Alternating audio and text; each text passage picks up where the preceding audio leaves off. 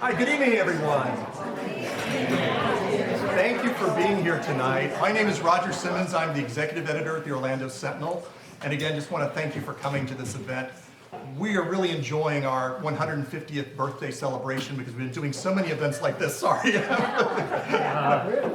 And we've just enjoyed being able to interact with a lot of our readers and people who have read the Sentinel and everything over the years. And how many people, is this your first time at the Timucua House, or the White House Orlando at Timucua Foundation? It's new for me too, and it's just absolutely wonderful.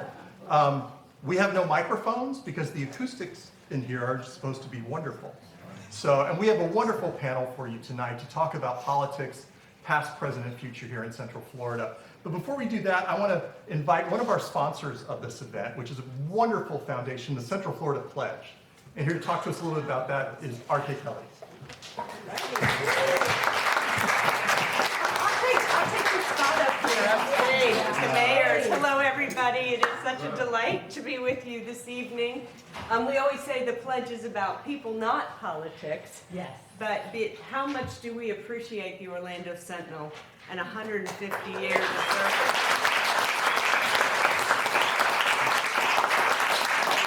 It's amazing service to this community. And 150 years is quite the milestone. Congratulations. The pledge is approaching a milestone of its own. We are approaching 3 years, very short, since a really unfortunate event that we all know about when there were some attacks in Israel by Hamas. And immediately after that happened, started seeing college presidents started reaching out. There were tensions on campus, protests starting to stand up. A lot of community tensions and friction was accelerating. And our leaders, led by Allen Ginsberg and Dr. Joel Hunter, came together, and many of the folks right here, and said, not here in Orlando. We are going to stand strong as a community and together forge what we call the Central Florida Pledge. And it's simply a pledge to treat everyone with dignity and respect, especially those with whom we disagree. And so the paper is all about that, sharing both sides, sharing all the opinions. That's what we respect, that's what we stand for. And while I'm up here, I'll say very quickly, on September 2nd, Dr. Joel Hunter will be right here where I am and sharing his book, Faith and Politics. And it's about how do you keep your creed and your beliefs when you're serving in the community, and how does that balance work? So we invite you back for that. Thanks for the opportunity. Enjoy. Thanks.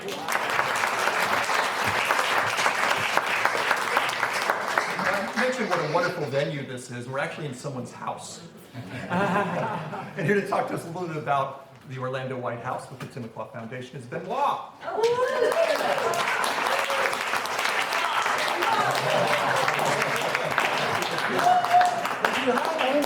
And indeed, you are in our house. This is my wife's living room right here you're sitting in.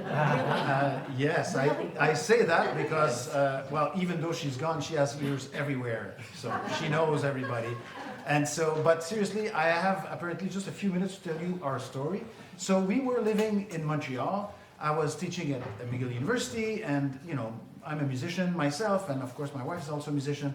And I was asked by Cirque du Soleil to come and conduct La Nuba in 1998, which I said, okay, I'll move my entire family to a different country and see what happens.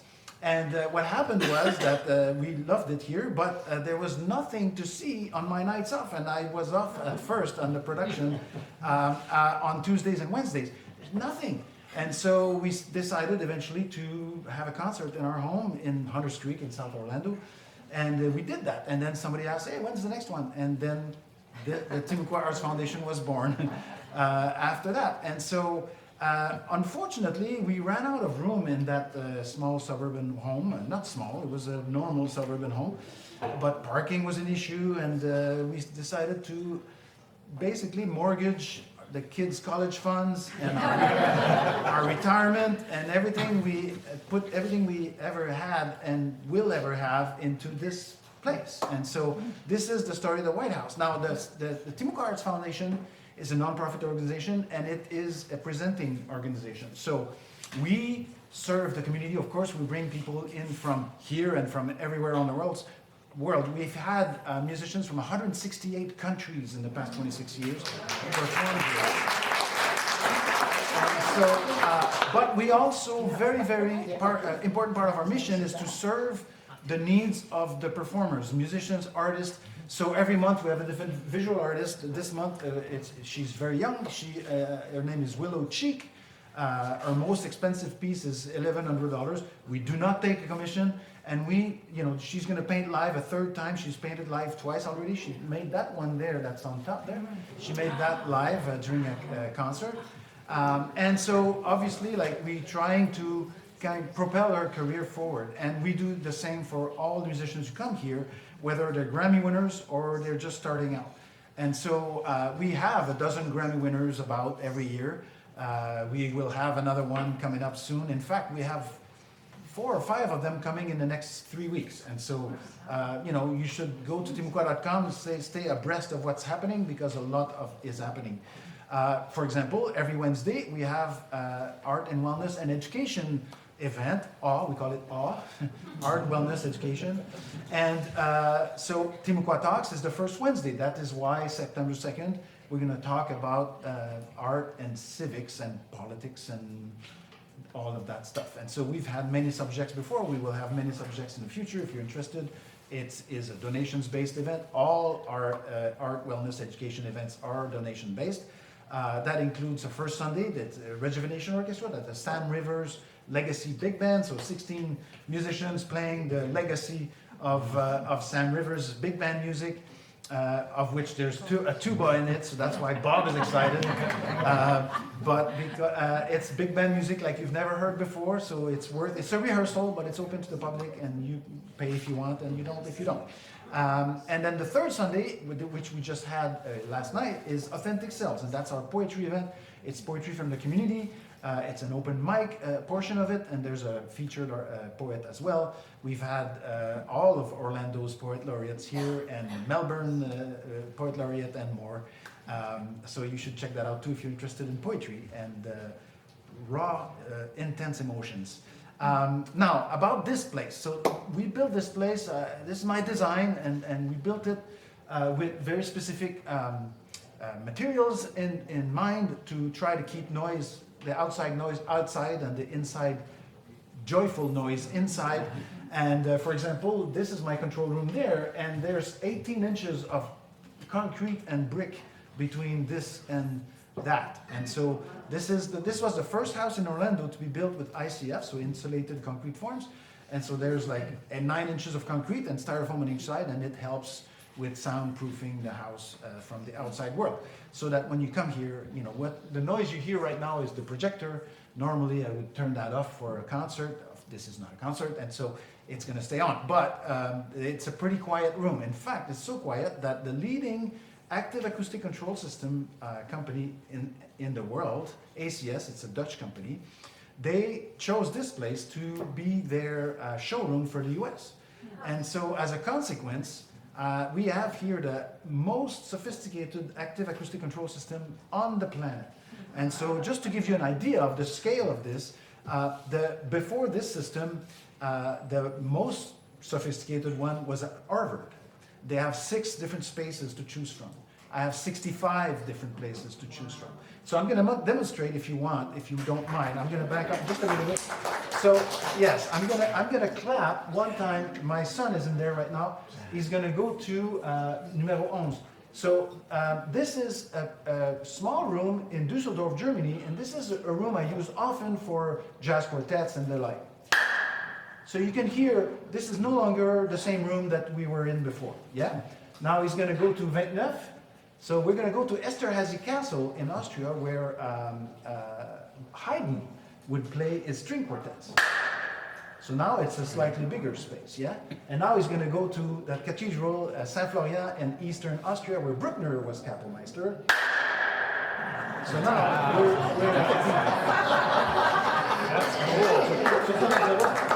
and so now we're back to my room as I designed it. So the interesting thing is that the important thing for me is twofold. First of all, it puts the musician in the ideal acoustic place that they're supposed to be, whether it's a solo classical guitar, a string quartet, a big band, a rock band, whatever it is, I can find the perfect spot for them. In fact, I make them choose so that they're totally happy. That means that you get a better concert in return. They play better because they're comfortable and they're playing in the environment that suits them the best.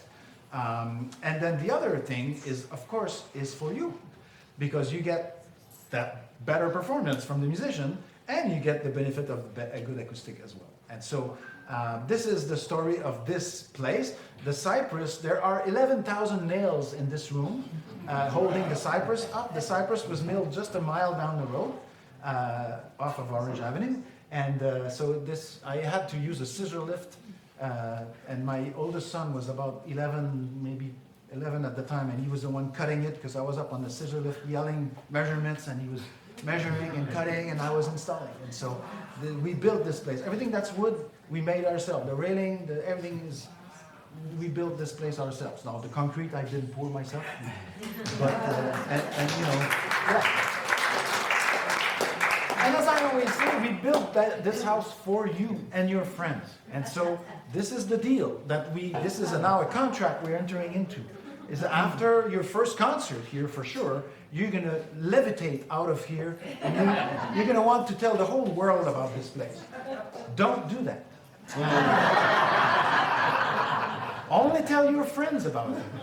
See, if there's somebody you don't like, I don't want to see them. We're always amongst friends here. And seriously, I've seen concert here with a janitor sitting by an astronaut, as you know, it's like, and a brain surgeon right beside. So it's literally the most diverse audience you will ever see is at our concerts. And so enjoy this event. I wasn't too long, was I? You were wonderful. I was okay. So thank you so much for Before Benoit leaves, he's going to be too humble to say, this is truly a gym that is not just unique for Orlando or Florida, but in America. And Benoit and Elaine have poured so much of themselves. I think one of the things he did mention is that virtually most of everything here is still free. Or very, we have a lot of events or low cost. Yeah. And if you haven't checked out their website, check it out because it's everything. It's spoken word, it's jazz, it's clarinet. One of the very touching things I got to see when my wife and I were here, had the honor of hosting their fundraiser last fall, is that his whole family came back together and performed as a quartet, wasn't it? Yeah. So anyway, amazing venue. If you haven't checked it out, please do. It is a gift that his family has given to this community.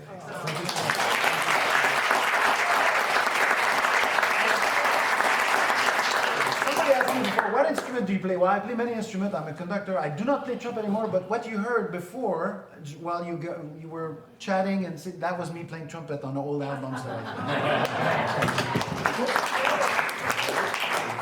Thank you. Back to the real show. That's absolutely wonderful. Like I said, this is my first time here too, and I'm just amazed by everything, and won't be my last time for sure. One other thing, what's the next slide? There we go. So, as you were coming in, you may have seen the ice cream cart outside. So, we had partnered with Charlie's Bakery and Creamery to come up with an official Orlando Sentinel Scoop ice cream flavor for our 150th anniversary. And the winner was Sunshine State, which is a lemon and strawberry ice cream, which is absolutely delicious. I had some outside. They are offering free samples if you haven't had any already. On your way out, maybe grab some. You can also pre-reserve pints and quarts that you can pick up at Charlie's Bakery. But Charlie's, you know, they've been here forever. I've been in Central Florida and always knew about Charlie's. Ice cream is kind of new, but they know how to do ice cream really well. So we want to thank them for also being part of this and helping celebrate our 150th anniversary. But one of the things we're doing tonight is talking about this topic that we just all seem to be talking about because tomorrow is a very big day here in Central Florida. It's primary election day. And we asked this group of people to come and talk about politics here in Central Florida. And I'm just amazed by the panel we were able to assemble and these people agreeing to come here because this is truly a lot of history across Central Florida here. And let me introduce some of them for you. So first we have Linda Chapin, who was our first Orange County chairman.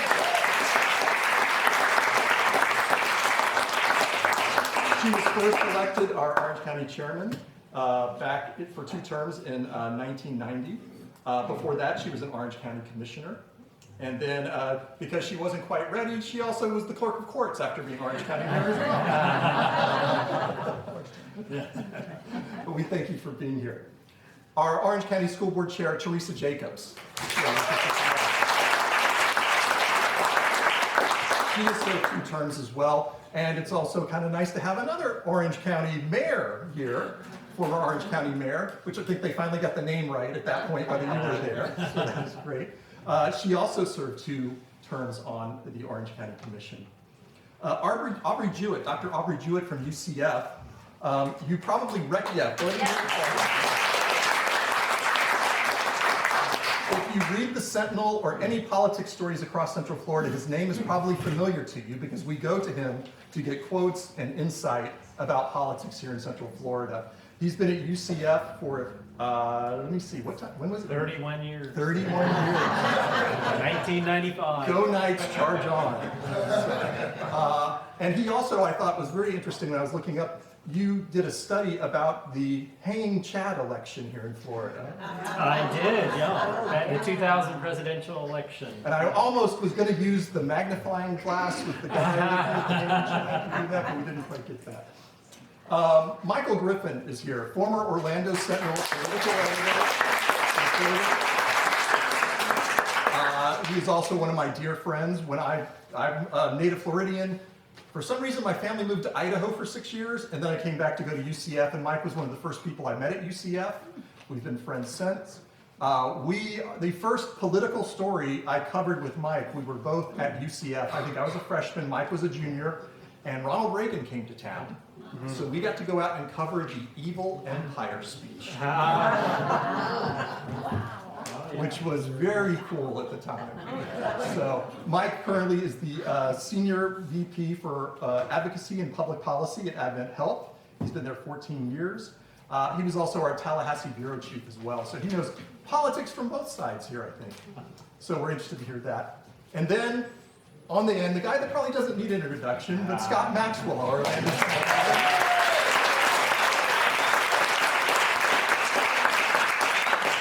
And I will say that according to the Society of Professional Journalists, he's the best local columnist in the nation.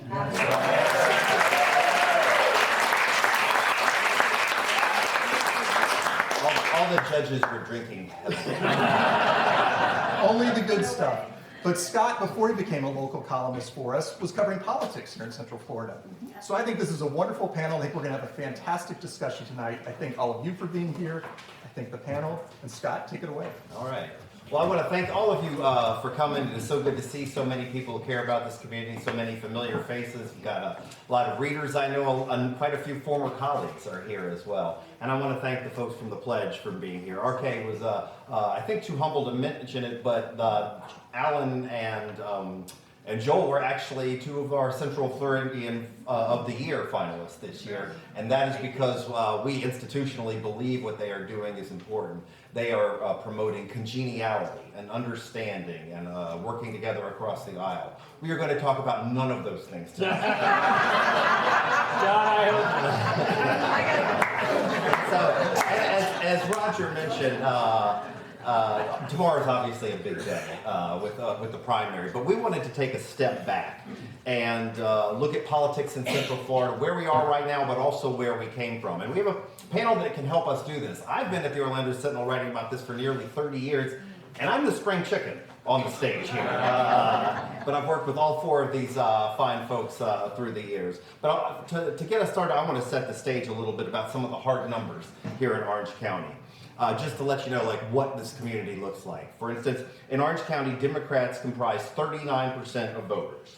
You might expect Republicans to come in second because there are two main parties. They are not. In Orange County, NPAs are actually second at 29%. And then Republicans are just behind at 28%. So put it all together and you see that while Florida has becoming an increasingly redder state, we are very much blue here in Orange County. And it wasn't always that way. When I came here nearly 20 years ago, nearly 20 years ago, Republicans controlled much of this region. In fact, for the next couple of decades, there wasn't a single Democrat in Congress from all of Central Florida, except for Corinne Brown, who wasn't even really from Central Florida. She was lived in Jacksonville and had a gerrymandered district down here. There were no Maxwell Frosts in 2000 or before, representing Central Florida, for instance. In fact, Democrats, really good, moderate Democrats, couldn't get elected. We have one very good, moderate Democrat who had trouble getting elected to Congress on stage with us right here. You all may forget that Linda Chapin ran for Congress, and I would argue should have won that race for Congress. I don't need to call out any names, but I will. Rick Keller should have been beaten by Linda Chapin, in my estimation. But Central Florida then is not what Central Florida is today, and we're going to talk a little bit about how things have morphed. But to help set the stage, I thought we would start with a guy who teaches politics for a living, in fact teaches Florida politics for a living. Aubrey Jewett teaches Florida politics as a course, and to just set the stage for tonight is going to boil all Florida and Central Florida politics into approximately 3 minutes. So Aubrey, why don't you get us started? On your mark, get set, go! I took my Fitbit off the charge, it's still in the car. Well, when I talk about Florida politics on the first day of lecture, I think it would apply to Central Florida as well. It's the politics of growth and change. That is how you can encapsulate in less than 3 minutes if you just really want a really simple way of doing it. That's what we've seen.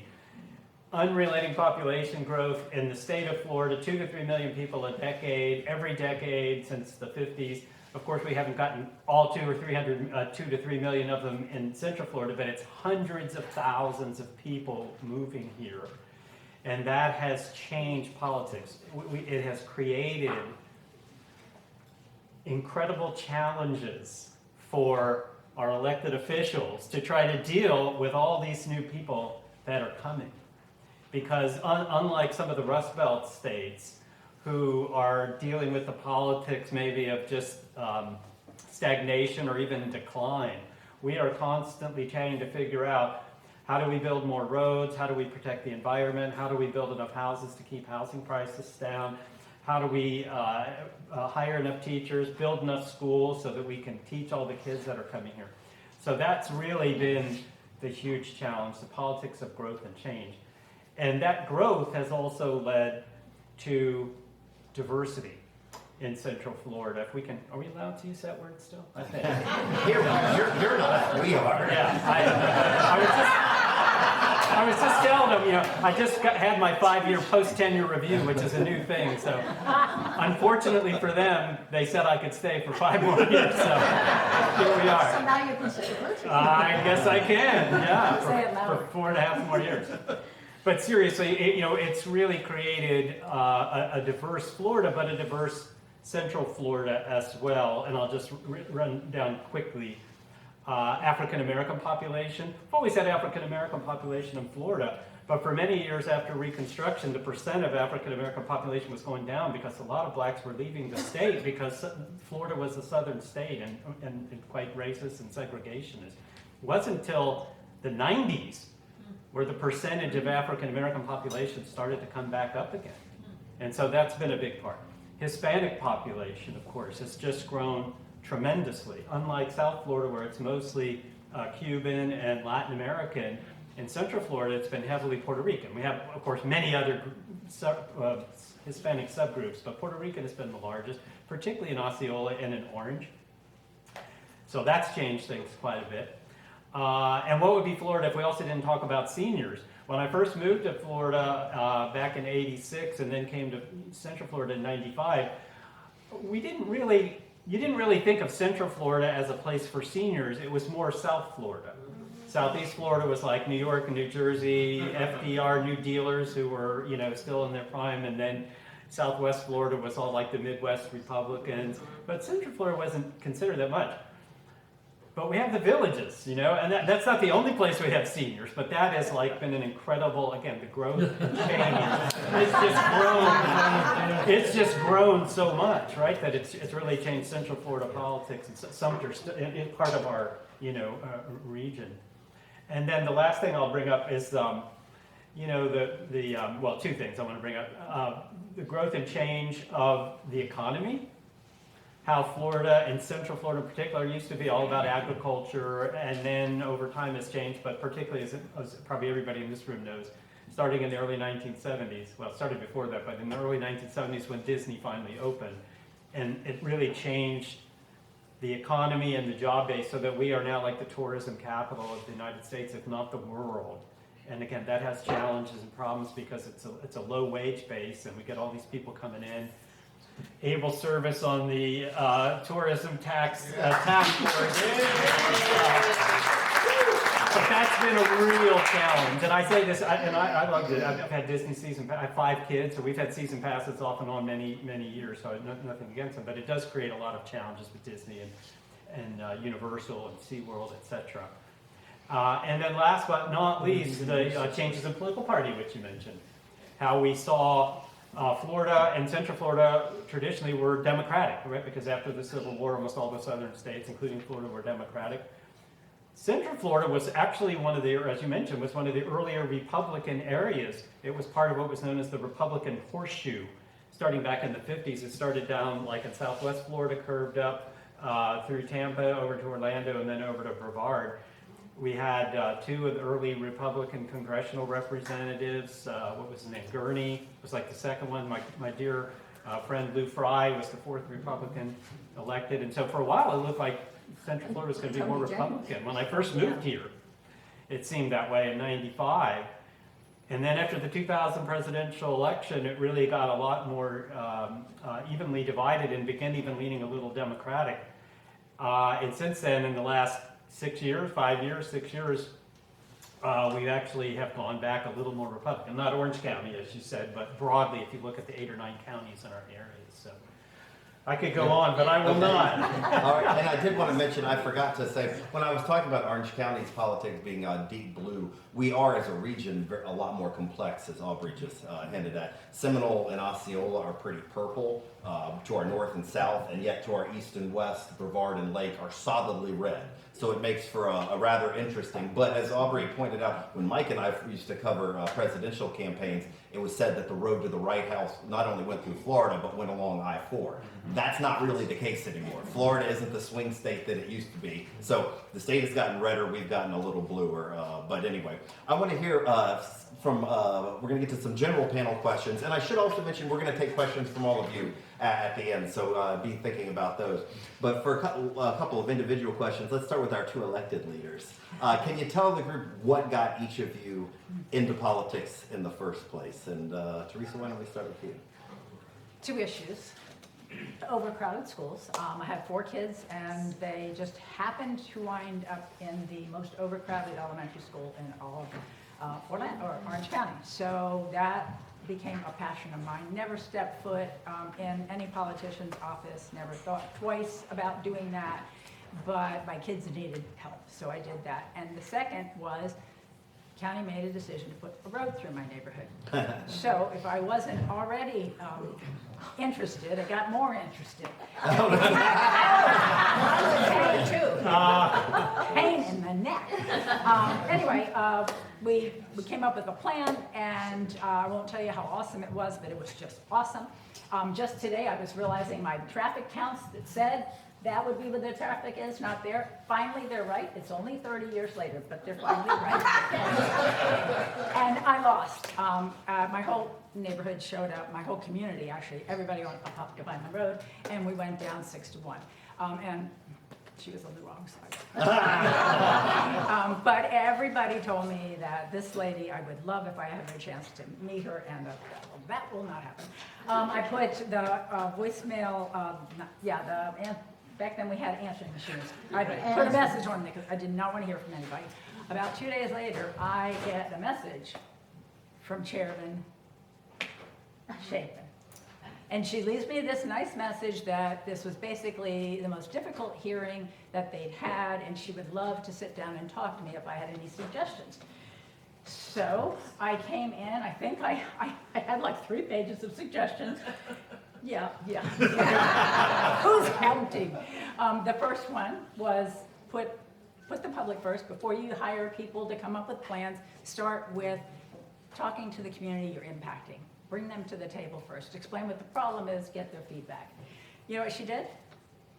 She changed the entire process. She created a whole new department, which I think should have had my name on it, by the way. She did. And I I mean, she took that so seriously, and I started hearing, I was president of an association with a lot of neighborhoods, they started calling me and saying, you won't believe this meeting that we went to. And they just started with blank sheets of paper, and they wanted to know, what we thought and what was important to us. And they were just overwhelmed that this was so cool. That, to me, was so empowering, that you could actually talk to an elected official, they would listen, and they would do something. And then she put me on an advisory board, and then I was hooked. Teach you to ask for help. Yeah, no, honestly, there are a couple of pivotal moments in my life, but had it not been for Linda Chapin and her reaching out to me, there is no way you all would ever have heard from me again. So thank you.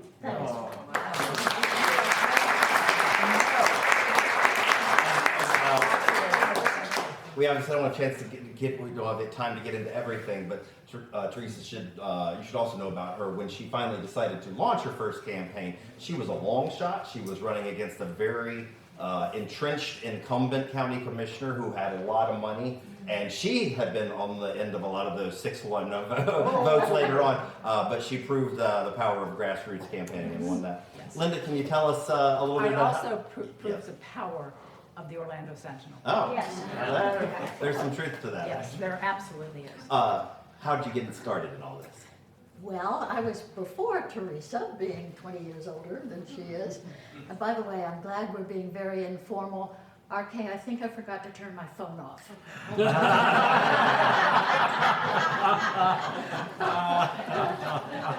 I'll get right Is on it in that. there? It is in here. I'm working. Bob, it wouldn't be as bad as It's having just it go off in the Roseanne middle of the Perry. conference.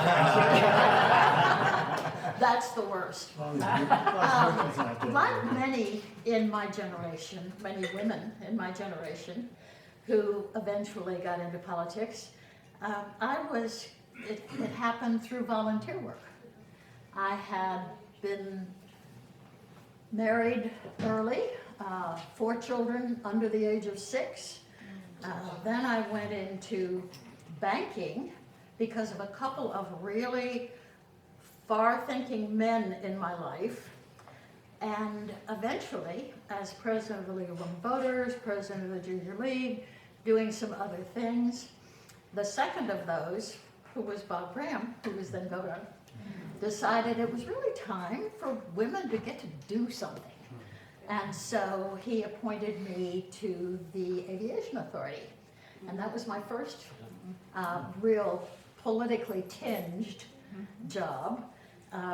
It was Blair Culpepper who had given me a job in banking. And as it turned out, there were men who really did support my efforts all the way through. But of course, I also acknowledged that I was in the right place at the right time. Everybody was thinking, gosh, it's time for women. I mean, let's give them a shot. They can't do any worse.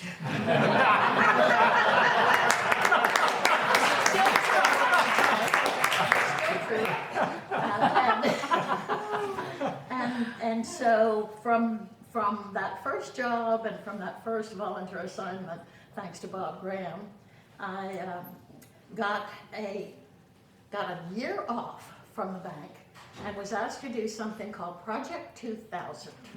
It was a Chamber of Commerce, it was a Jacob Stewart thing. And don't laugh, he was the best convener this town ever knew. He really was. He got things done, or he got things started.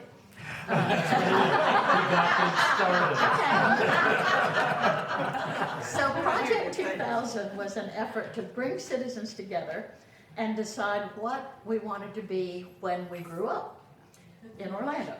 Now, none of us ever thought the year 2000 would actually ever happen, but as it turned out, it did, and that became Goals 2000. So about that time, there was an open county commission seat. I figured I'd spent a year studying the community. I clearly had all the answers, and so I put myself out there as the second candidate, woman candidate. Vera Carter, we all remember fondly, and she was the first. And I think the community decided it was time to put more women in office. And so it was right timing for me. and you ended up being part of a dynamic duo that was unusual for the state with Mayor Linda Chapin at the county and Mayor Glenda Hood at the city Absolutely. at that point. Again, Glenda had the same volunteer experiences that I had. So she came along on the Orlando City Council first and then elected mayor of Orlando 2 years after I became Yep. something. And Susan Arkin was the chair. Oh, okay. And I happen to know that because I had moved here and I'm like, Right. oh, this is Absolutely. pretty cool. Women rule. All right, Mike, you and I go back a long ways. We went as far as Los Angeles, I remember, to cover a Yep. political convention at once. If you were trying to tell someone who knows nothing about politics in Orlando, what makes politics in Florida and Orlando different than anywhere else, what would you tell them? Well, first off, you can see the power of influence. Being having the executive editor of the Sentinel as one of your best friends, and look at that picture. Thank you. The only pictures I have of you, you wouldn't want up. Yeah, I know. That's what he looked like when he covered me. But before I answer Scott's question, I have to tell you, she is tough as nails. This is what was so difficult about covering Linda Chapin. She comes off as like your mom. She does. It's just like bullets bounce off her. Okay, and Theresa Jacobs. I'm not going to mention her opponent's name. The guy was an idiot, and he was corrupt. In fact, the entire county commission was corrupt. It was Bob Freeman.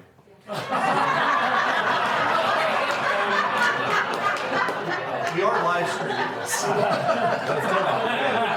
The point I want to make is that, yeah, men supported women, and it was time for women to be in office, and I'm not disagreeing with that at all. But it was a time for a moral change.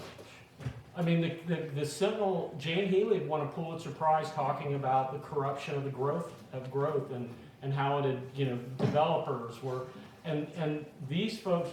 Linda led the effort to combine the planning teams for the two. I mean, I know this because the Sentinel published my story today from 1990, when Mabel Butler, the first African American to be elected to the county commission, and Linda Chapin, the first, I'm going to say, county mayor, a woman. And I read the article today, and other than just being amazed at the crisp and clean quality. I'm amazed. I was born and raised in Orlando, and I was talking to Bob Shaw about this earlier. As I read that, there was just pride in my hometown, that my hometown had accomplished. That was amazing. So I think your question was about what makes Florida different. Well, back in the day, when Florida really mattered in the political sense, when it was a purple state, it was really this wonderful stew, a conglomeration of different states, right? The Panhandle was the Old South. Those were the yellow dog Democrats. They were going to vote for a Democrat if you ran a yellow dog, right? They're very conservative. Southeast, that was New York City. That was the Northeast. The Southwest, that's the Midwest. And then Orlando, Tampa had these unique, the rise of Puerto Rican voters brought in a lot of Democrats. The Cubans in Tampa were Republicans because they fled Castro. The Cubans in Miami were Republicans because they fled Castro. The Cubans in Tampa were Democrats because they fled Batista. The whole state was just this bubbling stew. And no Republican, I believe to this day, no Republican for president has won the presidency without winning Florida. The last one that did that was Calvin Coolidge. So Democrats do not have to win Florida. Republicans do, okay? Those are the stories that I wrote back when I think Florida mattered. And it doesn't really matter politically anymore because barring an apocalyptic event, Florida's going to go Republican. It just is. The numbers are there. And we could talk a little bit more about the issues. But the cool thing about that time was that people were bigger than the institutions. You didn't have term limits. So in 1996, when Republicans finally reached that ebb, they had literally just reached their nose over the tip of the surface of the pool and took over leadership in Tallahassee. who were seniority-based leader positions of Speaker of the House and Senate President. Who were they? Well, the Speaker of the House was Dan Webster, and the Senate President were Tony Jennings. So the first time in I don't know how long, not only did you have two people, two Republicans, you had two people from the same town. You had two people that had come up through the legislature because they were the longest serving Republicans in the legislature. And the Brinks truck got backed up in Tallahassee, and the money just flowed in. It flowed into UCF, roads, schools. It was, and that really showed you how the influence of seniority and people like Rich Crotty, who have some great Rich Crotty quotes from the legislature. Those types of people is what kind of made Central Florida kind of the tip of the spear when Republicans took over. But that was really the cool part about Florida. It was like it could go either way. It was definitely a purple state, and I-4 corridor was key. The Golden Horseshoe, Republicans would run their primaries in that. You go up the part of the coast and across I-4, they would ignore the rest of the state because they were all Democrats who were going to vote for them in the general, but in the primary, they were Democrats. So I think I probably rambled a little bit, Okay, but that's that's all the point about Florida at the time. It was just such a cool place to work as a political reporter. All right, now we're going to move on to a few questions for all four of you. One of the public politics and public policy are really, in my estimation, often just shaped by influence. Who has it and how they leverage it. I'm wondering what you all think, specific to Orlando, who do you consider to be the biggest beacons of power and wielders of influence in Central Florida, whether they be people or institutions? And Chair Jacobs, maybe we can start with you. Oh, let's not.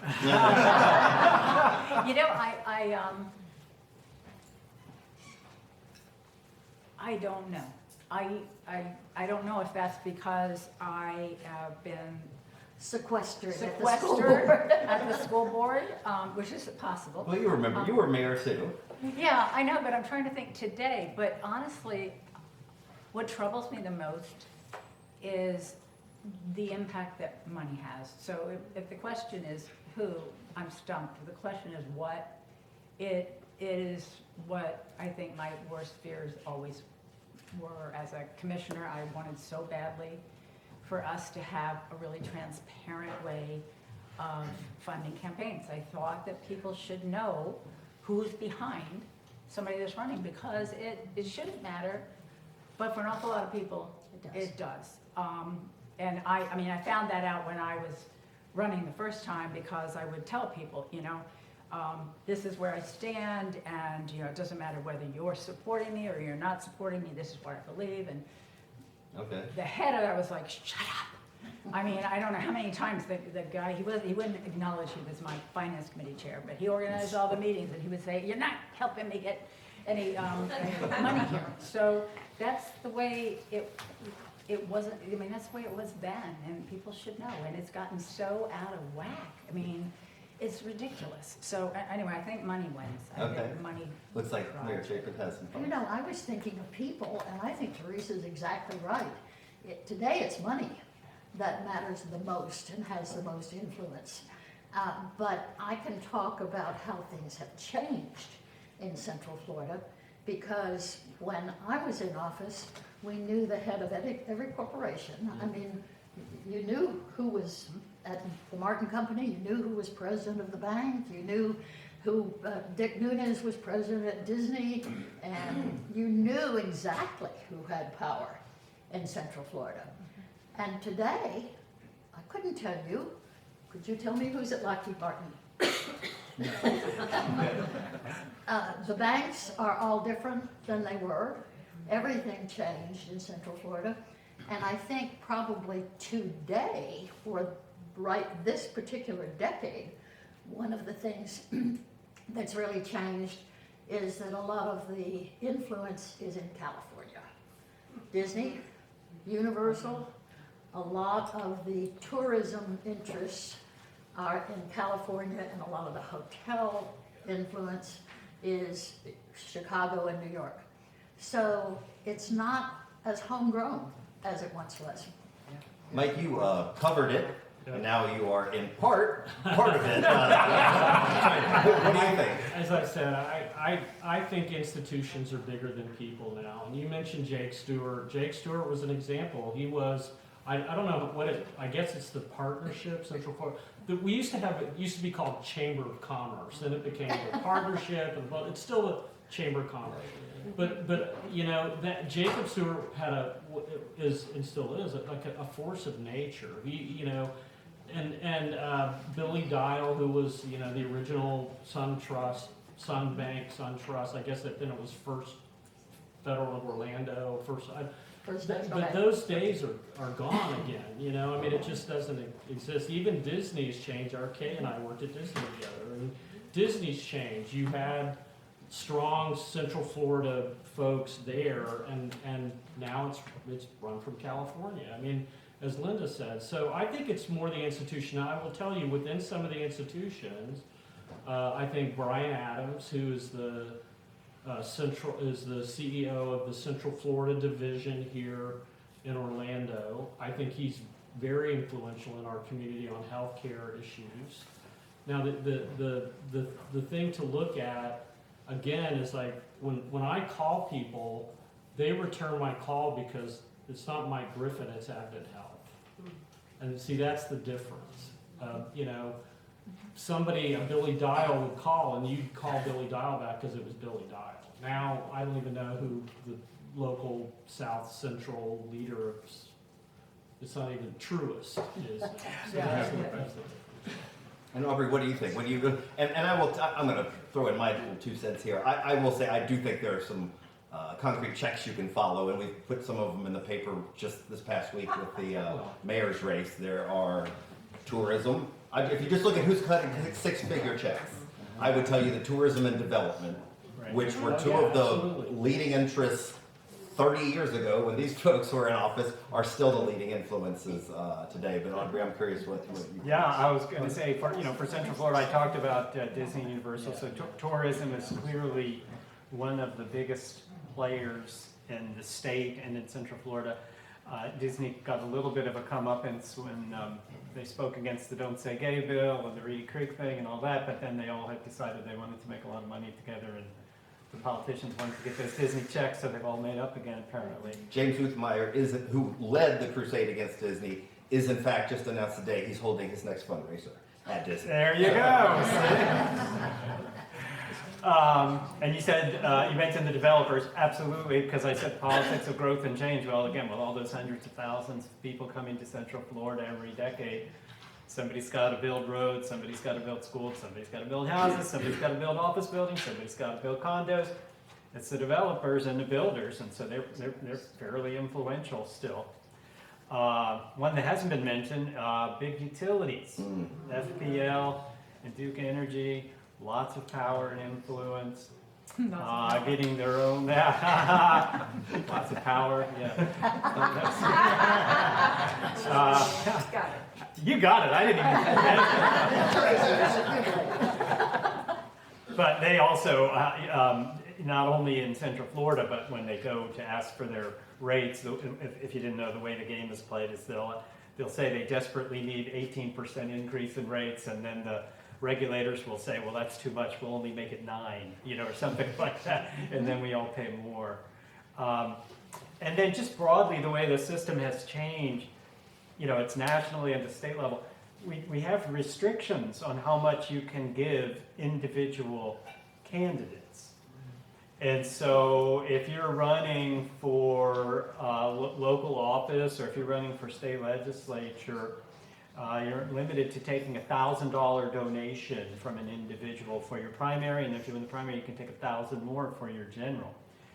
But there's a huge loophole in that you can open up a political action committee, and as a candidate, you can have people open up a political action committee in your name, and they can take unlimited donations. It's laughable.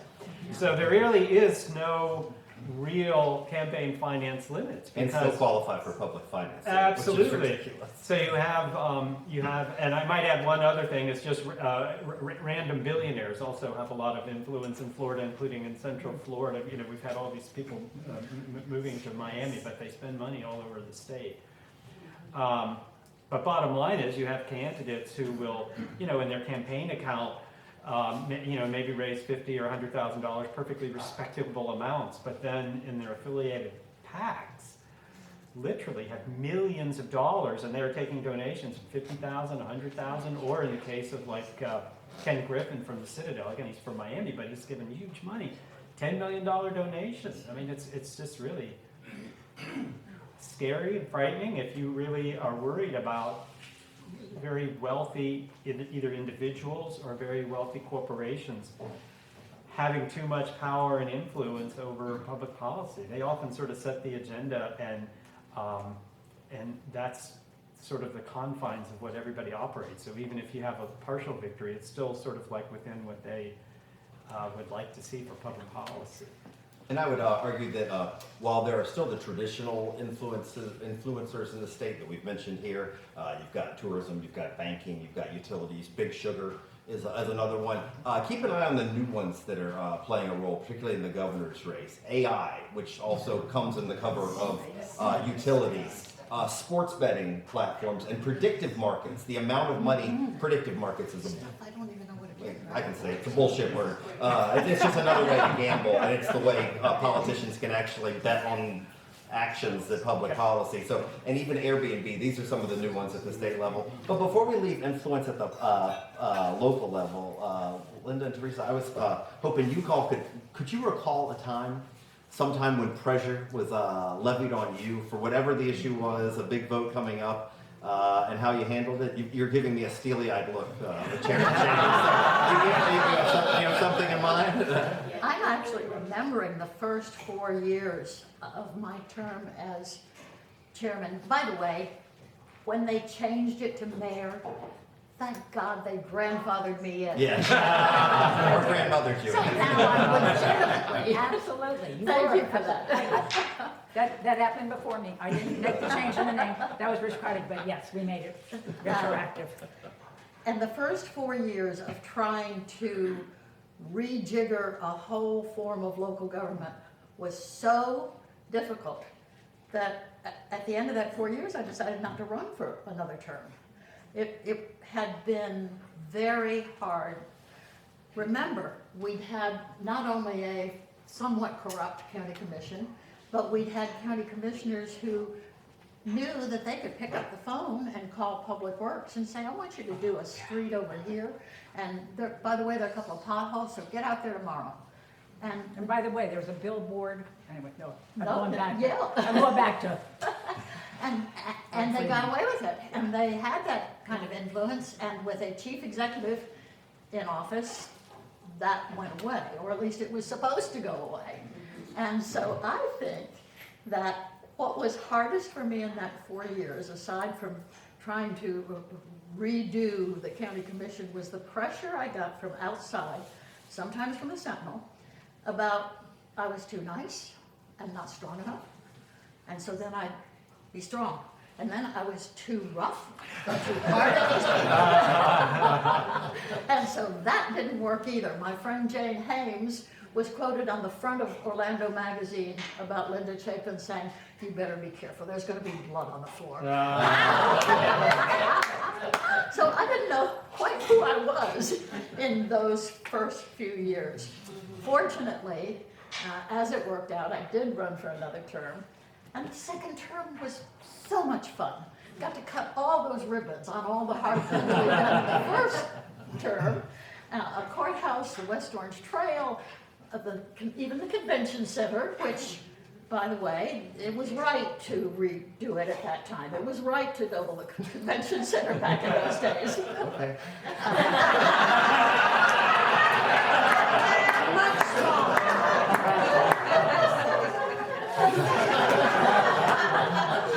So, that's when I felt a lot of pressure. And Chair Jacobs, I think when I think of your first tenure, I think of development had a lot of pressures, particularly when it came to things like capacity in schools and concurrency. And can you remember a time where you felt a lot of pressure from? oh my gosh, yeah, pretty much every day for 8 years. Yeah, no, I mean, there were so many things that I thought were so obvious, and they were so hard to get done, and it was just mind-boggling to me, like overcrowded schools, and having some controls in place to make sure that there was intertwined planning. I mean, God, imagine that. So yeah, but that was just dealing with the board itself and some kind of, I won't go, I think there's some psychology behind that I've begun to unwind. But I think there were really two things where I got a lot of pressure. One was the venues. I was just about out of office in my 8 years, and we had to deal with the venues vote, and I was like, dang, I could see the finish line. Do I really have to deal with this? And the thing that I kept seeing was what the public most wanted, Joe Schmo wanted, was the Performing Arts Center. I wasn't quite sure why, because I thought of that as like kind of hooty-tooty, and I'm not a hooty-tooty, but that's what they wanted. And we had the special interest groups that wanted the arena, yeah. And so, but they were getting all of the attention. I knew they had the votes, but I was really afraid that the Performing Arts Center, which wasn't going to make a lot of money, so it didn't have quite the same level of backing, would be left behind. And so I came up with an amendment that basically said that the other venues would not be able to move forward unless we knew we had the funding in place that would fund the Performing Arts Center. It didn't have to happen first, but it had to have the money. So, and I was lucky enough to be the swing vote, so that meant that I was going to get my way. And it was a lot of fun, actually, because I had all these like powerful people coming to me and just begging for my vote, and it was like, no problem. This is my amendment, and you go work on the other board members. You got me, okay? I'm there. Give me that amendment, and we're good to go. We don't have it, it's dead. So just make sure. And so that was kind of, it was fun. It was a powerful place to be, and it worked out. And the other one, though, this was not local pressure. This was worldwide pressure. You might remember it. 140,000 emails we got from around the world. I mean, we're talking viral before what anybody knew the term viral, okay? And you're gonna relate to this because you have a similar story. You do not know what pressure is until you are confronted with animal rights advocates. They're a tough group. I love animals, don't get me wrong. But Rufus, little dog Rufus bites the 4-year-old in the lip while the 4-year-old is trying to eat Rufus's food, so there was extenuating but Mom freaks out. Mom should have taught the 4-year-old stay away from Rufus's food, but that's another matter. She throws him in, actually she was afraid to even put him in his little cage. She calls 911 literally. Boy is bleeding, dog needs to be shot. And they take the dog out, and somehow word starts to get around about Rufus. And she doesn't want Rufus back, okay? But the rest of the world wants Rufus to be freed. And in fact, there was an attorney that started a GoFundMe page. They didn't have them back then, but that's what she took on this cause. Again, nothing to do with the other woman who actually owned Rufus before she wanted to kill Rufus. And she finally caved to the pressure and said, give me Rufus back. But the moment for me came when the rumor was that the dog was dying in our kennel of kennel cough. And we were not doing anything to save its life and give it a chance. So I went in on a Sunday. My husband's here. He drove me over to the shelter. Took half of my day Sunday to go to the shelter to prove to people that Rufus is okay. We have a picture. There's a picture in the center. We take him out. We take him into this little place where he can play. We actually have I get him up on the bench next to me. We have a picture of me and him. And I'm looking at him and I'm thinking, if you bite me on the lip.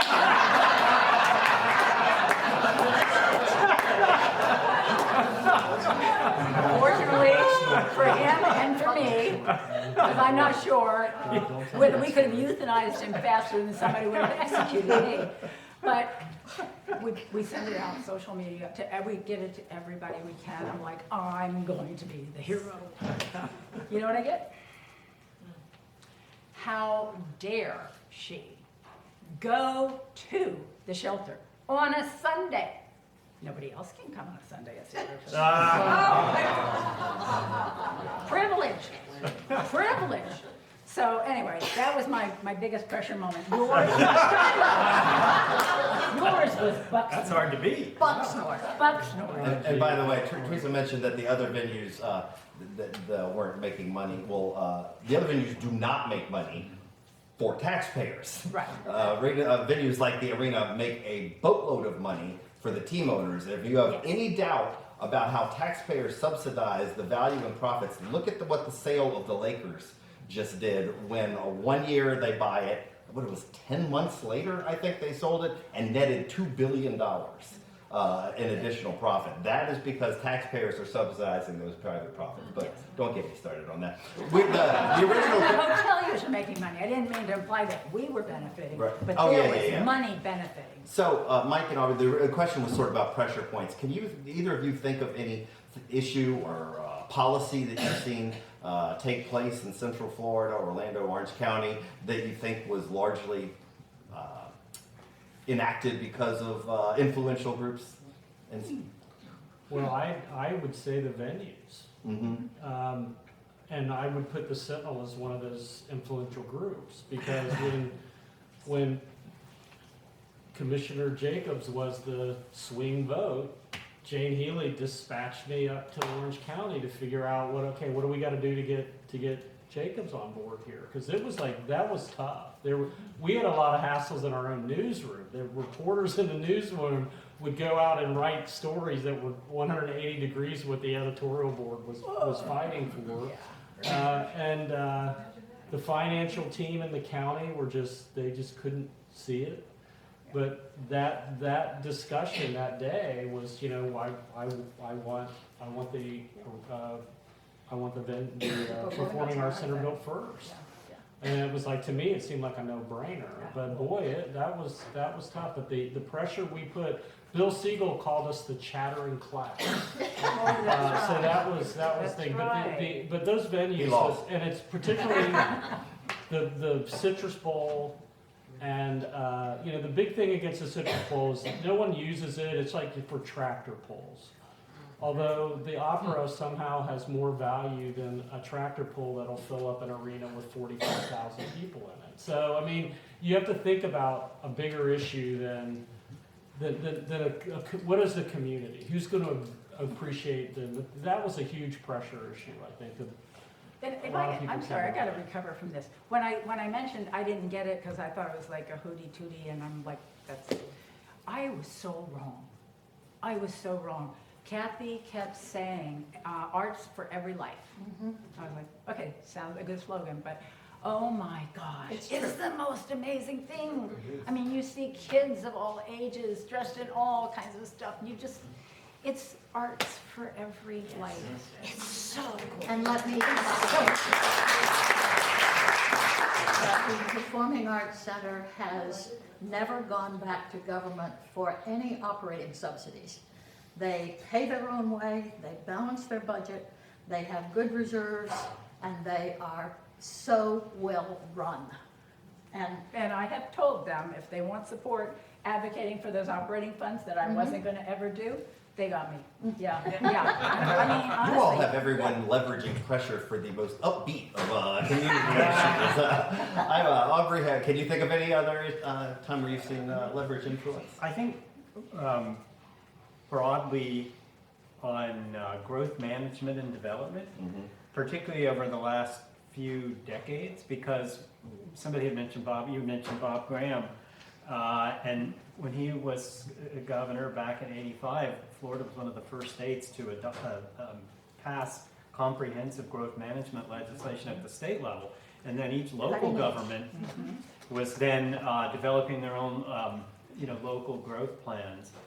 That has really been eroded over the last decade or so, going back to Rick Scott as governor.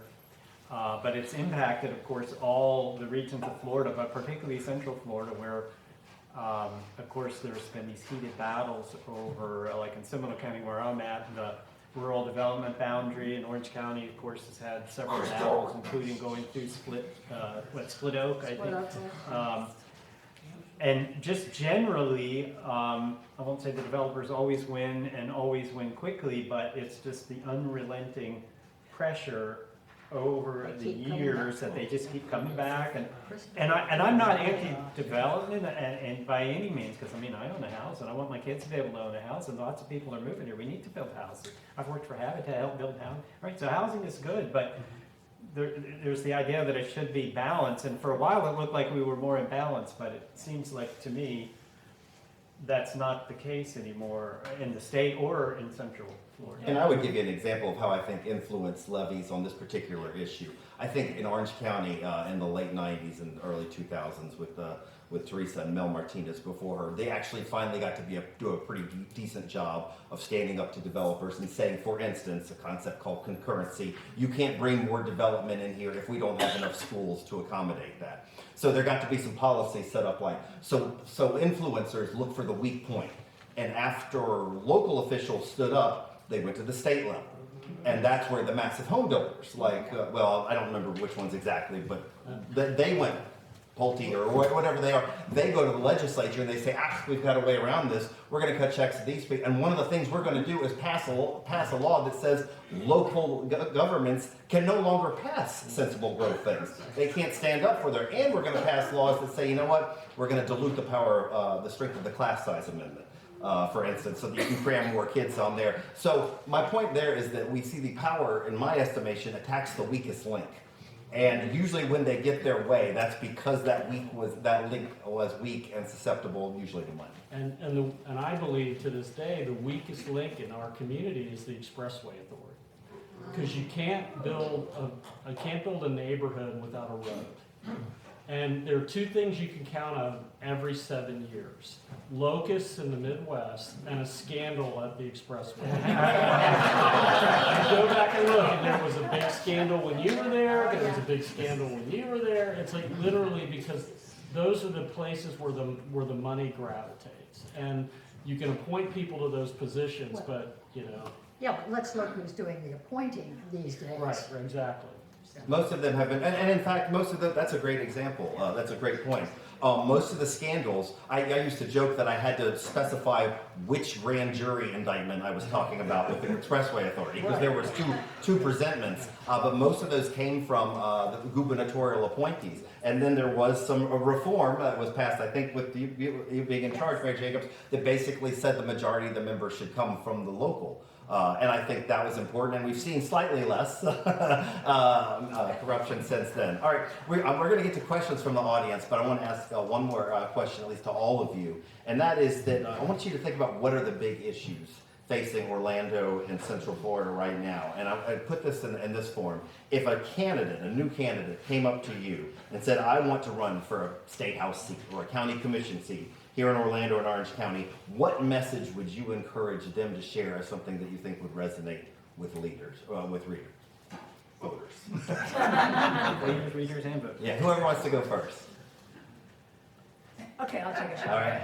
I don't, unless, part of the problem when you enter a campaign is having the bandwidth to explain why something is important. I learned that with Bob Freeman. You know, I knew that he was corrupt. A lot of people knew he was corrupt, but most people didn't. I mean, the insiders did. And having the bandwidth to explain before the election rolls around, you're asking is tough. So I'm gonna preface it with that. But I strongly believe that if a candidate ran and explained what is wrong, what's going wrong at the state level with education, what is wrong with vouchers? Because if you're getting a voucher, it seems like a good thing. Choice sounds like a good thing. What's wrong with it? Well, what's wrong with it is it divides us instead of bringing us together. The best thing that ever happened was the desegregation order. I was the first class in middle school that was integrated in Miami. And up until then, I had never seen a black person except for when they entered the door over there to go to the doctor, and I entered the door over here to go to the bathroom, because we could not go to the same doctor's door. That's how bizarre it was in my lifetime. It changed. For me, it changed in less than a year. It changed in 2 weeks. Going to junior high school and sitting with people that had different color skin and different type of hair. And yet within 2 weeks, these were my friends. Because at that age, all of those things that we build up and all those prejudice that we build up because we're not close to each other, they disappear instantly. And that changed our society in a way that most people don't understand. The way we used to look at kids with disabilities. We didn't, because we never saw them. And when I did, I didn't know what to do, because do I look, do I not look, what do I do? Now those kids are in the classroom with everybody else's kids. And it's all gone, and those kids are being appointed to voted to the highest positions in their schools. And this is all because our kids are coming together, regardless of how much money mom has or what dad does for a living. All of those things disappear when they're in the same room and they're playing football together. One of my friends talked about it, until he went to junior high school, same thing. He said, but a couple weeks later, we're sweating together, we're in the locker together, we're hugging. But And he never vouchers, got- you think, are changing it? Vouchers are changing that, because now people can say, what school do we fit best in? And little by little, we're doing like we do with social media. Let's see, where can I go where I'm going to get media that agrees with what I think and validates me?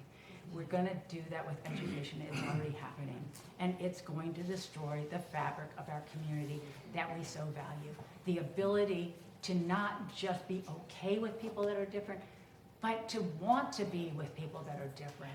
To not just accept, but to embrace the differences. Because those differences make so much difference in the quality of our lives. To have friends all over the place with all different beliefs and all different backgrounds.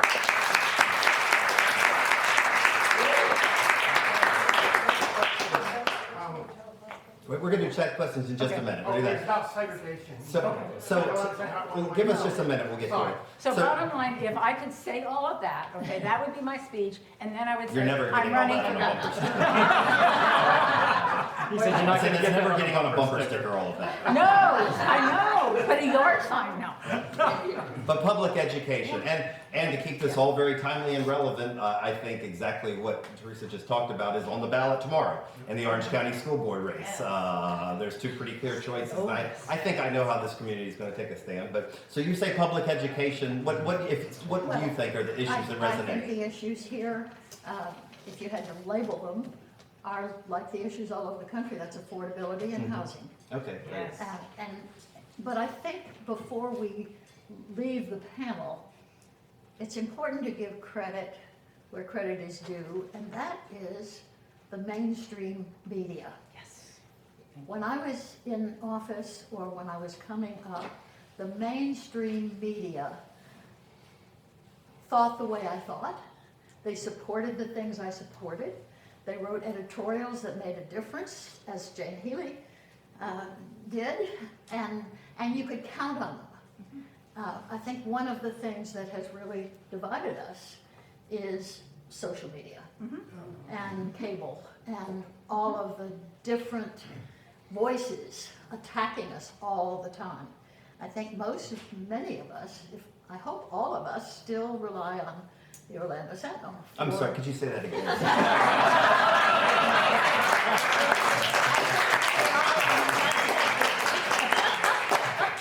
We really do. And my daughter called me on the way over here and said, I haven't quite got it right. Can you send me the endorsements from the Sentinel?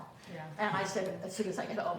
So And we Lynn, I'm so we have glad to you say brought thank that you. up. No, But- because that honestly, I look at almost everything, every hard thing that I tried to do, I would never have gotten it done if it hadn't been the ability of the Sentinel. Because my voice was only going to be heard by a handful of people in the room and a couple of people who stumbled into Channel 9, which is now like Channel 375 or something. But being able to talk to a reporter, and not that they always agree with me, but they listened, and if they thought it was valid, they got the message out, people heard it, and it was everything. That my power was the ability to communicate with the media.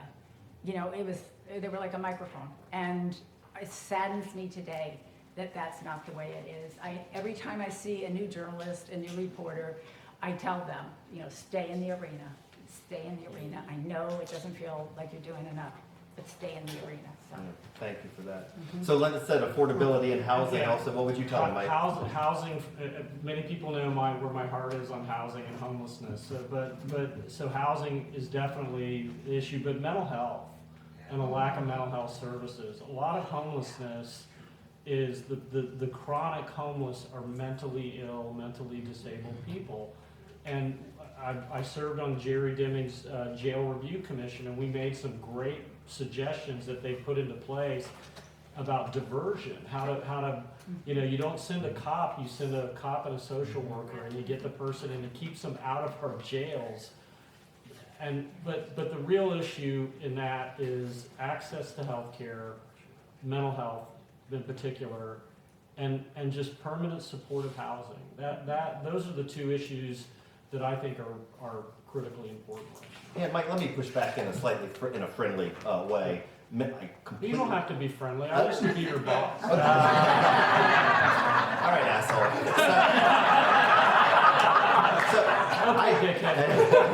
I completely agree with you about mental health, but do you think that's going to be a winning message? Do you think somebody says, I want to run for state rep? Oh, you want a winning message? Well, here's the deal. No. I thought you wanted a moral uplifting. Out of 500,000 athletes in collegiate sports, 30 of them are transgender. That's the issue that will get you elected today. You scare the hell out of people about something as stupid and innocuous as that. That's what gets you elected. You've seen the ad that's The first fact out of the that the gate. same person making that claim Yeah. did absolutely nothing when insurance rates in Florida were going through the roof, that doesn't matter. It's just transgender. That's the issue. Now, if you want to like climate change, for God's sakes, I mean that's not just the biggest issue here. That's the biggest issue on the planet, and we can't get people to support basic green energy that would create jobs. And I mean, it's just where we are, to Linda's point, on the social media front, and that siloed information stream where I only hear what I want to hear. That's where we are today, and those kinds of issues just don't get brought up. Aubrey, what do you think are the winning messages? What do you think would resonate Well, with voters? one I think is a winning message. The other one is just one that needs to be out Okay. there. I think one that might be winning is to really, somebody briefly mentioned it, property insurance. Because property insurance rates have finally leveled off, but the average Floridian is paying 2 to 3 times more in their property insurance bills than they were. How long has Governor DeSantis been in office? 8 years ago? 7.5 years ago. I mean, they just dramatically went up. And I think not property taxes is what needs to be addressed right now, but property insurance. And there's been some good ideas about starting either at the state level or trying to do it nationally to have a catastrophe fund for homeowners that's helped pay for tax dollars. So, and including a couple of Republicans have even in the legislature actually brought this up, but they couldn't get a lot of their colleagues to go along with it.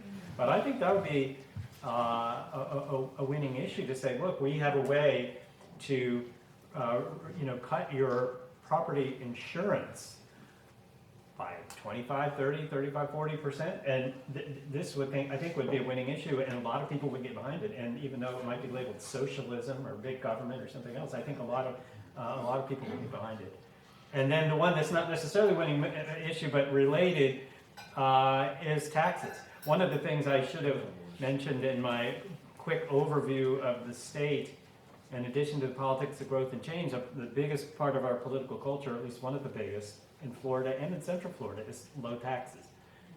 And so I think the message that needs to go out right now is we are not overtaxed on average. we are, according to most people that rate these things and look at these, Tax Foundation and others, one of the lowest tax burdens of all 50 states. And including our property taxes are like 25th, or like average in property taxes. So our property taxes aren't that high either. And so connected to this proposal for the constitutional amendment, I just think it's a terrible idea. I'm not against tax reform generally, and especially trying to make it a little more progressive, and particularly trying to help maybe older seniors and poor seniors. I mean, but the thing that was put in front of us, I mean, they didn't even do a financial impact statement. I mean, it's pretty rare when you have the Tax Foundation of Washington, D.C., which is a very conservative organization and wants to keep taxes low. They've come out against it. And then when you have Florida Tax Watch, which is also a pretty conservative organization and always trying to keep taxes low, and they've come out against it. And they said, this is not a tax cut, it's going to be a tax shift. Of course, the police and firefighters, Sheriff Grady Judd's come out again. I mean, it's Not just... to mention the Wall Street Journal, virtually Yeah, every, I mean, it's all these conservative groups rating are coming out agency. against it. But So look at the burdens we get from that low tax status. I mean, a disabled kid, it only takes 4 years for a disabled kid to get into a program. The waiting list is only 4 years long. And, you know, look, Florida per capita spending on Medicaid, I think the only reason why we're not 52nd is because Puerto Rico and Washington, D.C. are not states. So, I mean, we get so much benefit from the low taxes. I'm sorry. Right. Well, anyways, like I said, I know low taxes is So let's cut them some more. Yeah, it's traditionally a message. And so I think maybe the winning message would be, look, it's, and people are already saying this, like Florida Tax Watch, don't vote for this. This is not good. It is not a good tax. It is not even probably a tax cut. It's probably a tax shift. It's going to hurt public safety. It's going to hurt Parks and Rec. It's going to hurt libraries. It's going to hurt road building. It's going to hurt all sorts of things. But we do have something called the Taxation and Budget Reform Commission that meets every 20 years, and they happen to be meeting next year, and they will be putting things on the ballot in 2028. And so this is like what Florida Tax Watch has said. Look, it's not that we don't think that there could be some adjustments, and maybe we can bring down the rates for people, millage rates, or bring down property taxes. But let's do it and shift, like one of the things that Governor DeSantis, I sort of gave him a little backhand a minute ago.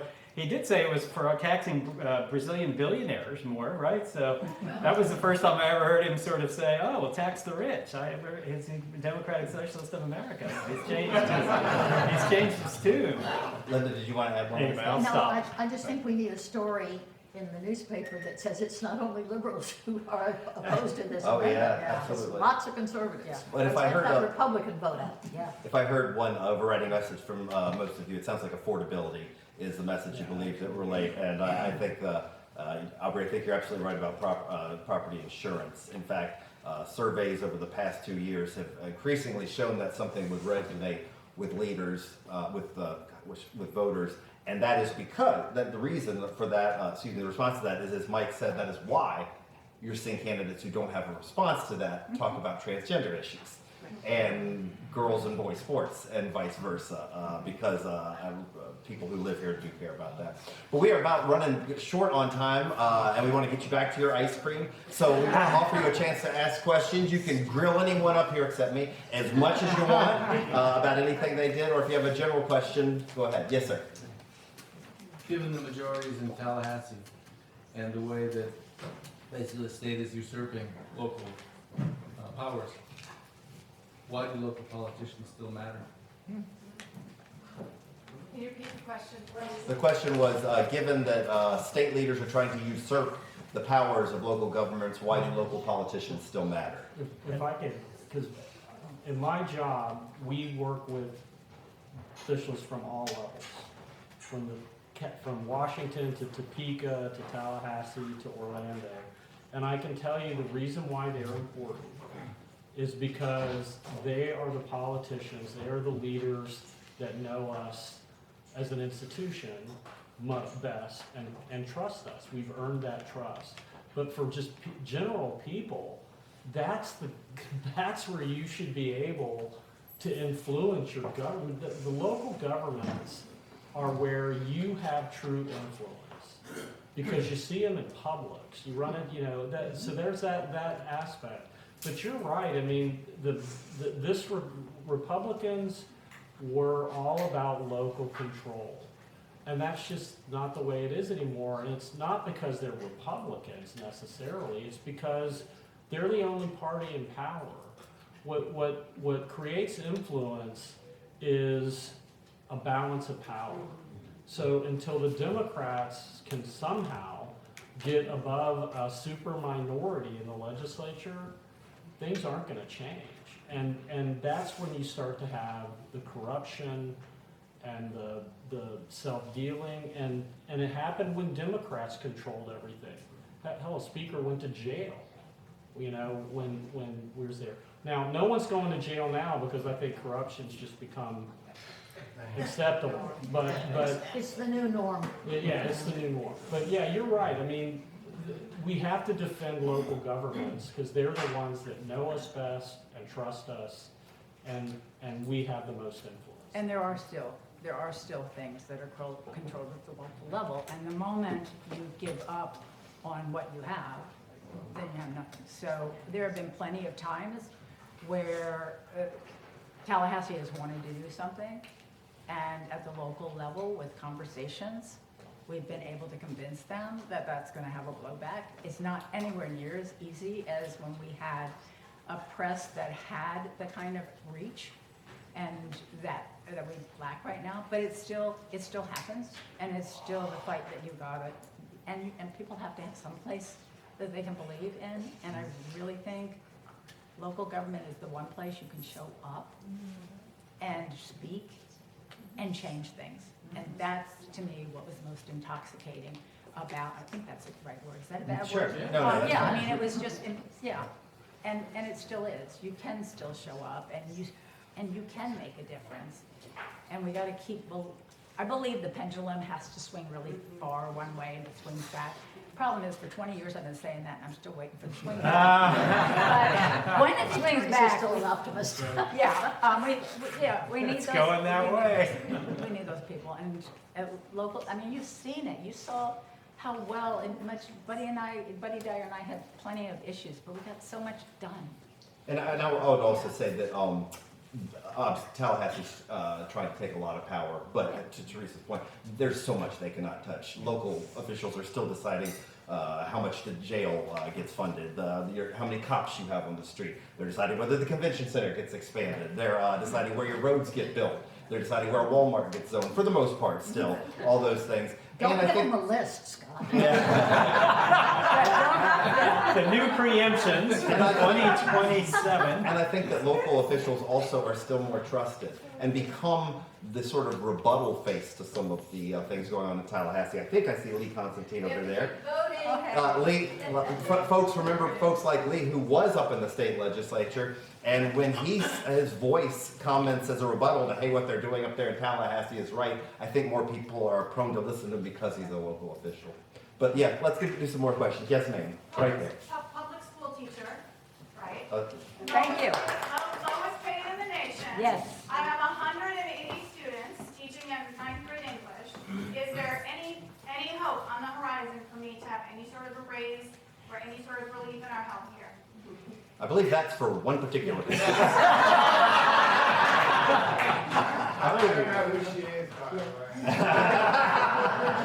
I'm coming up a little aggressive, but it's pretty frustrating. No, I know, and part of the problem there is that we have been stepping up each year thinking that we wanted to phase in the higher costs, and we've reached a point where we can't afford to do that. Is there any hope? Yeah, we're actually looking at some very out-of-the-box ideas for prescription drugs, for clinics, ideas that Harris Rosen developed and have worked so well for him. And so that's something that we're looking at hard right now, and hoping, not at the time you sign up, but hopefully within this next year, we'll be able to offer some options that are affordable and are also quality solutions. All right. I think you had a question earlier. Yes, sir. Yes, and I'm going to jump off this gentleman's, what he said as well, and it's for Michael. You said early on that like Florida's lost to the presidential election. Now, I'm from Brevard County, and I always said, I just want to pay for what we buy and keep it in budget. But like, I'm struggling because my vote doesn't seem to matter. So how can I stay involved to make a difference when my vote literally doesn't matter? I mean, I would vote for the blue or the red if they were the right person. But Well, so the Florida, when the last major election I covered was the 2000 presidential election. And it was like covering a governor's race because Bush and Gore were in Florida every week. Bob Shaw sent me home one day because it was after the recount had started and I was sitting at my desk after working like 50 straight days or something, and Bob comes up to me and goes, "Griffin, go home, you're bringing everybody down." But now the candidates don't have to come to Florida. Florida's not, I mean, because of the migration under the DeSantis free Florida, you know, the statewide advantage that Republicans have, I mean, it's going to take a major groundswell. And I'm not saying it can't happen, and then we don't pick our lawmakers pick us through gerrymandering. Right. So in Kansas, where we have hospitals, in North Carolina, where we have hospitals, we have overwhelmingly Republican legislatures because of gerrymandering, and we have Democratic governors, Democratic attorney generals.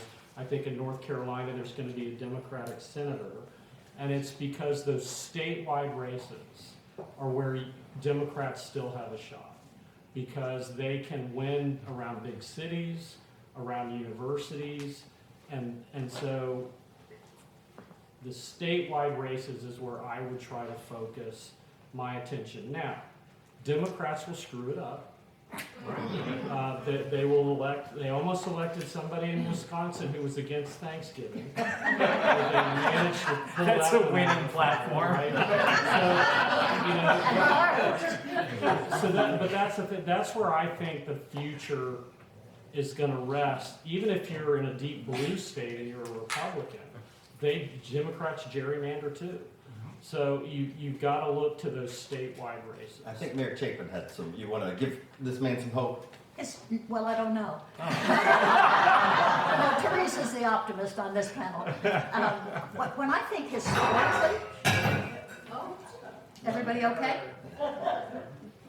When I think historically about voters, there's a group of voters that I will always be maddest of all at, and they're Democrats. And it was the year 2000 when 4,000 voters who were too pure to vote for Al Gore voted for Ralph Nader. The world would be different today, but for 4,000 Democratic voters who voted for Ralph In Nader Florida. instead of for Al Gore. And you know, when DeSantis first run, I mean, he beat Gillum by 36,000 votes. Out of how many million that were cast? If Democrats had nominated Glenn Graham, the world would be different.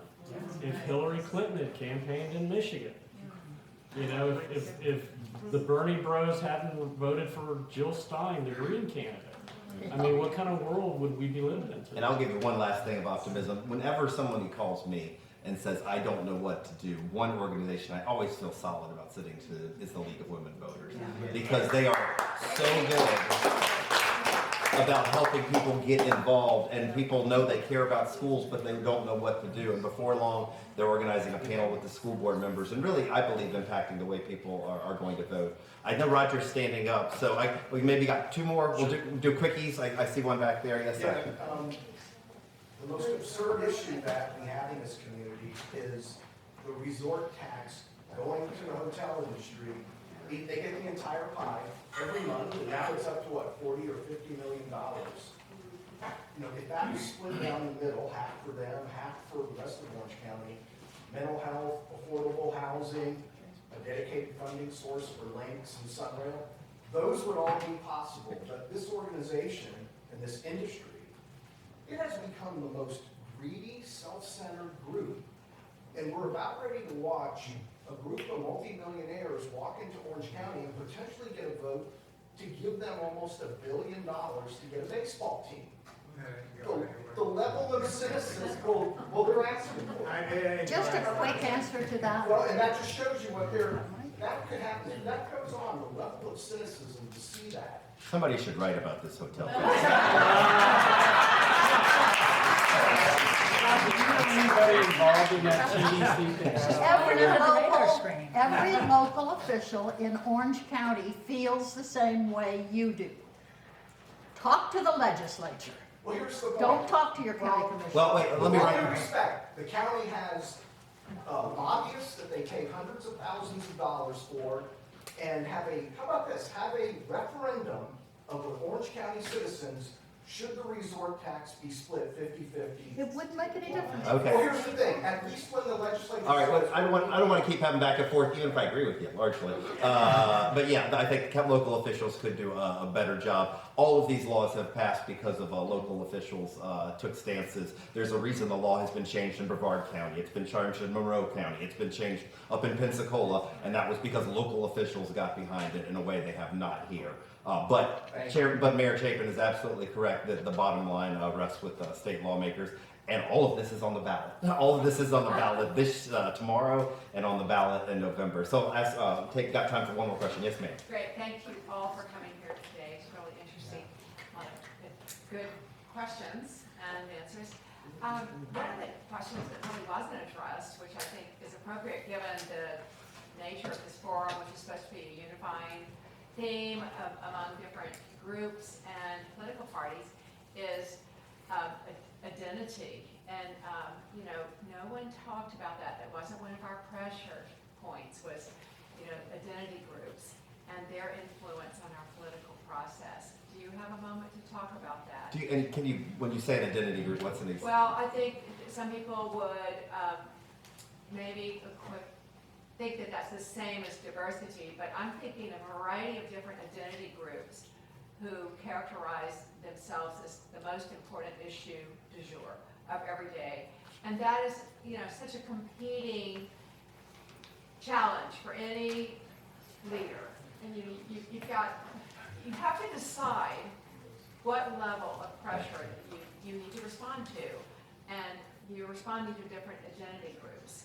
And the nature of the term identity group has changed dramatically in the last 10 years. All right, does anybody have any thought on identity politics? I've not heard that term before.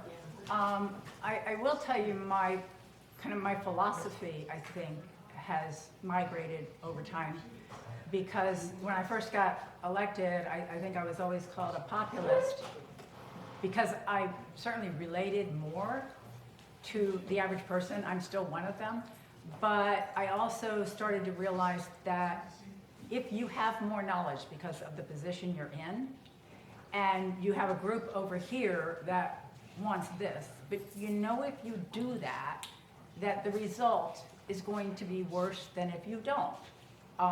Perfect example, neighborhood that didn't want us to change the zoning, but you could put a pig slaughtering outfit right there, and they didn't want a townhome.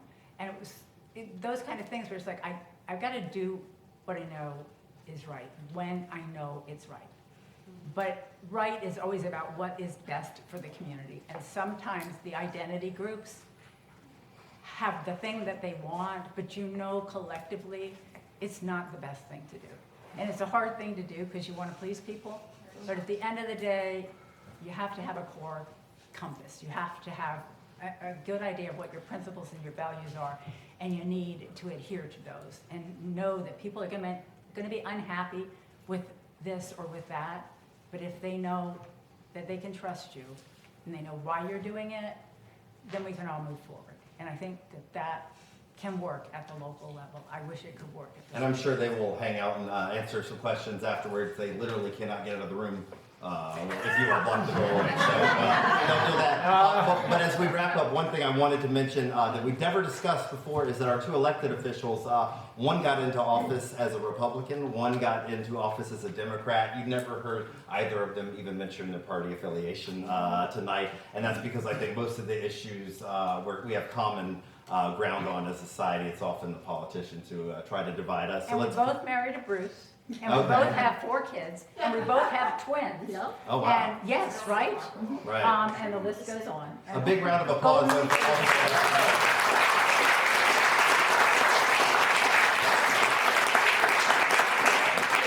So just a couple quick things. We're going to wrap up very quickly. Again, our panel, did I say they were going to be amazing? So I want to leave you with a couple of things we're going to talk about. Number one, hopefully this will make you feel good. It made me feel very good. The Orlando Sentinel worked with 6 other news organizations here in town to create the News Collaborative of Central Florida, which includes WKMG Channel 6, Central Florida Public Media, which is our NPR station, smaller organizations like the Winter Park Voice, the Oviedo Community News, the Osceola News Gazette. We all came together to put together a voter's guide where we asked candidates questions and wanted to present that to voters across Central Florida.